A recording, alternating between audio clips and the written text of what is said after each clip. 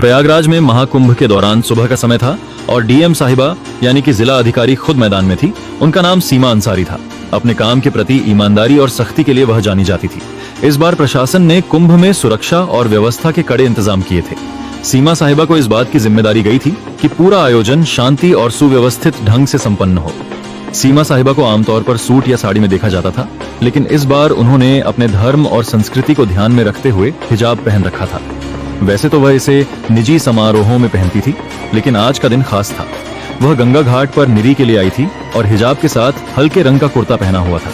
घाट पर तैनात पुलिस वाले हर व्यक्ति की गतिविधियों पर नजर रख रहे थे। विशेष रूप से संदिग्ध व्यक्तियों की जांच हो रही थी। सीमा साहिबा भीड़ में चुपचाप निरीक्षण कर रही थी। उन्होंने अपनी गाड़ी और सुरक्षा दल को घाट के बाहर छोड़ दिया था ताकि वह आम लोगों के बीच जाकर माहौल का जायजा ले सके। जैसे ही वह घाट की ओर बढ़ी, कुछ पुलिस कर्मियों की नजर उन पर पड़ी।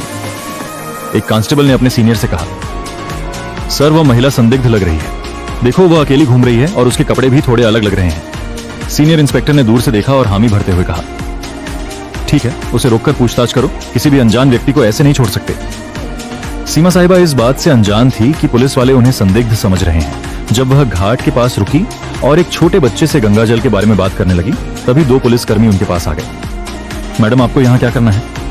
सीमा ने शांत स्वर में कहा, बस ऐसे ही दर्शन करने आई हूँ और व्यवस्थाओं को देख रही हूँ। पुलिसकर्मी उनकी बातों को नजरअंदाज करते हुए बोले, आपका आईडी कार्ड दिखाइए।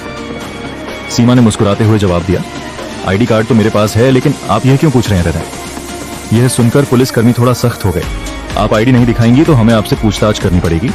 अकेले क्यों घूम रही? सीमा को समझ नहीं आया कि बात किस ओर जा रही है। तभी सीनियर इंस्पेक्टर भी आ गए और बोले, आपके पास कौन सा सामान है? कृपया अपना बैग खोलिए। सीमा साहिबा ने स्थिति को समझने की कोशिश की। उन्होंने सोचा कि अगर अभी वह अपनी पहचान बताएंगे तो यह लोग शर्मिंदा हो सकते हैं। इसीलिए उन्होंने पहले पुलिसियों की गंभीरता को परखने का मन बनाया। उन्होंने शांति से कहा, आप जो चाहे पूछ सकते हैं, मैं यहाँ किसी गलत इरादे से नहीं आई हूँ। पुलिसकर्मी अब पूरी तरह से शक के घेरे में आ गए। उन्होंने सीमा का बैग ले लिया और जांच शुरू कर दी। इसी दौरान एक अन्य पुलिसकर्मी ने कहा, इन्हें थाने ले चलते हैं, वहां पूरी पूछताछ करेंगे। घाट पर खड़े लोग इस नजारे को देखने लगे। किसी ने कहा, लगता है कोई संदिग्ध है। देखो पुलिस वाले कितने गंभीर हैं। सीमा साहिबा अब तक शांत थी।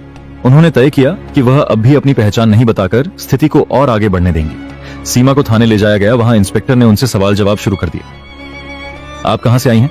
यहाँ क्यों आई हैं? आपका नाम क्या है? सीमा ने मुस्कुराते हुए कहा, क्या मैं अपना नाम बाद में बता सकती हूँ? पहले आप अपने सवाल खत्म कर लीजिए। इंस्पेक्टर को यह बात नागवार गुजरी। उसने सख्त लहजे में कहा, आपकी यह हरकतें और चुप्पी हमें मजबूर कर रही हैं कि आपको को हिरासत में लिया जाए। अब तक सीमा ने चुपचाप सब कुछ सुना, लेकिन वह जानती थी कि इस कहानी का अंत उन्हें ही लिखना होगा।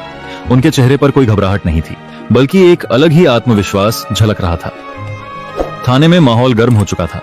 सीमा साहिबा को अब भी पुलिस कर्मियों ने संदिग्ध मान रखा था।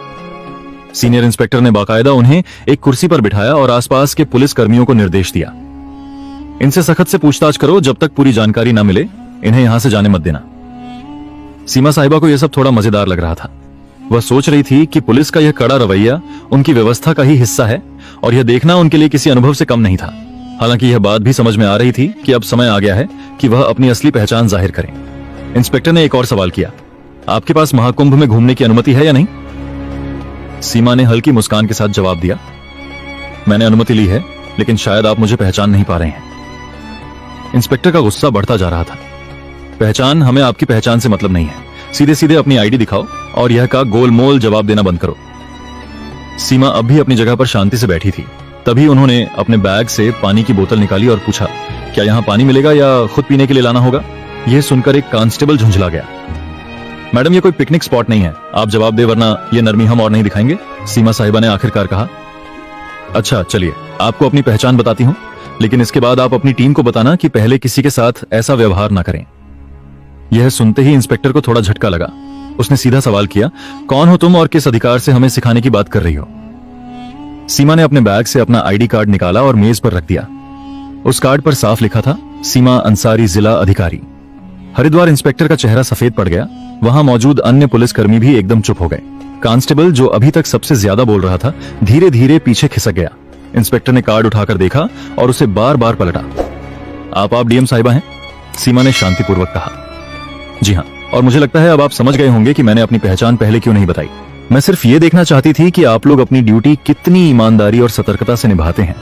और मैं कहूंगी कि आप लोग बुरे नहीं हैं, लेकिन सावधानी में भी थोड़ा संतुलन होना चाहिए। इंस्पेक्टर ने तुरंत खड़े होकर माफी मांगते हुए कहा, मैडम, हमें बिल्कुल अंदाजा नहीं था कि आप ही हमारी डीएम साहिबा हैं। आपकी वेशभूषा और अकेले घूमने का तरीका थोड़ा असामान्य लगा, इसलिए हमने आपको रोका, लेकिन हमारा मकसद केवल सुरक्षा था। सीमा ने जवाब दिया, मुझे पता है आप सभी अपनी ड्यूटी कर रहे थे और मैं खुश हूं कि आप चौक हैं, लेकिन ध्यान रखें कि अगर कोई महिला या आम नागरिक आए तो उनकी बातों को भी ध्यान से सुने। हिजाब या किसी के कपड़ों के आधार पर अंदाजा लगाना हमेशा सही नहीं होता। इंस्पेक्टर ने तुरंत थाने के स्टाफ को निर्देश दिया, साहिबा के लिए चाय पानी लाओ और तुरंत उनकी गाड़ी मंगवा। सीमा ने मुस्कुराते हुए कहा, नहीं, इसकी जरूरत नहीं। मैं तो यह देखने आई थी कि हमारा प्रशासन कैसे काम कर रहा है और मुझे खुशी है कि आप लोग काम कर रहे हैं, लेकिन याद रखें, हर बार शक की बिना पर किसी को आतंकवादी या अपराधी मान लेना उचित नहीं। यह बात सुनकर इंस्पेक्टर ने सिर झुका लिया। आपकी बात सही है मैडम, हमें इस पर काम करना होगा, सीमा ने हंसते हुए कहा। काम तो ठीक है, लेकिन अब मुझे मेरे काम पर वापस जाने दीजिए और अगली बार किसी से बात करने से पहले उसकी बात को ध्यान से सुनने की आदत डालिए। थाने से बाहर आते समय कुछ पुलिसकर्मी और कर्मचारी उनके साथ घाट तक गए। वहां मौजूद लोग अब भी उन्हें देख रहे थे। कुछ लोग कानाफूसी कर रहे थे कि यह वही महिला है जिसे पुलिस ने पकड़ा था। सीमा ने गाड़ी में बैठने से पहले पलटकर देखा और पुलिसकर्मियों से कहा, आप लोग अच्छा काम कर रहे हैं, लेकिन एक जिम्मेदार नागरिक से बात कर अपनी मानवता को भी बनाए रखें, और अगर आप मुझसे सहमत है तो यह संदेश अपनी टीम तक पहुंचाएं। इंस्पेक्टर ने सिर झुकाकर हामी भरी।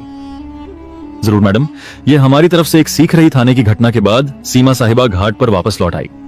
अब तक पुलिस कर्मियों और वहां मौजूद कर्मचारियों के चेहरे पर न केवल शर्मिंदगी बल्कि उनके लिए गहरी इज्जत भी साफ झलक रही थी।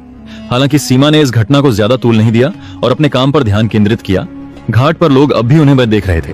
कुछ ने पहचान लिया था कि वे डीएम साहिबा हैं, तो कुछ अब भी यह सोच रहे थे कि यह महिला कौन थी जिसे पुलिस ने पकड़ा था। सीमा ने भीड़ की परवाह किए बिना घाट पर मौजूद व्यवस्थाओं का जायजा ले शुरू कर दिया। दोपहर तक यह घटना पूरे पुलिस महकमे में फैल चुकी थी। जिले के ईएसपी तक बात पहुंची और उन्होंने तुरंत थाने के इंस्पेक्टर को फोन किया। इंस्पेक्टर साहब, ये क्या सुन रहा हूं, आप लोग डीएम मैडम को संदिग्ध समझकर पकड़ लाए।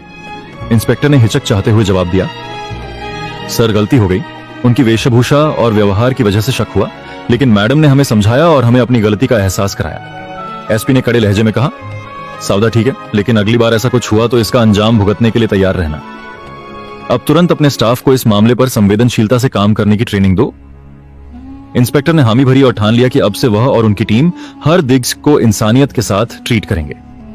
इस घटना के कुछ दिनों बाद सीमा साहिबा ने प्रशासनिक कर्मचारियों और पुलिस बल के लिए एक छोटी बैठक बुलाई। इसमें उन्होंने सीधे शब्दों में कहा, मुझे आप सब पर गर्व है कि आप लोग कुंभ जैसे बड़े आयोजन को संभाल रहे हैं, लेकिन मैं आपसे एक बात कहना चाहती हूं, कानून के पालन के साथ साथ हमें अपनी मानवता भी बनाए रखनी होगी। हर व्यक्ति पर शक करना जरूरी नहीं है। जो लोग अलग दिखते हैं वे गलत नहीं होते। उनका सम्मान करें, उनकी बात सुने। उनके शब्दों ने वहां मौजूद सभी को झकझोर दिया। इंस्पेक्टर ने सबसे सामने माफी मांगते हुए कहा, मैडम, आपकी बात ने हमें बहुत बड़ा सबक सिखाया है। हम वादा करते हैं कि आगे से ऐसा कोई मामला नहीं होगा जहां किसी को बिना वजह परेशान किया जाए। यह घटना मीडिया तक भी पहुंच गई। हालांकि सीमा ने इसे सार्वजनिक रूप से उजागर करने से मना कर दिया। उन्होंने कहा, यह घटना व्यक्तिगत है। अगर आपको वीडियो पसंद आया हो तो लाइक और चैनल को सब्सक्राइब जरूर करें। जय श्री राम।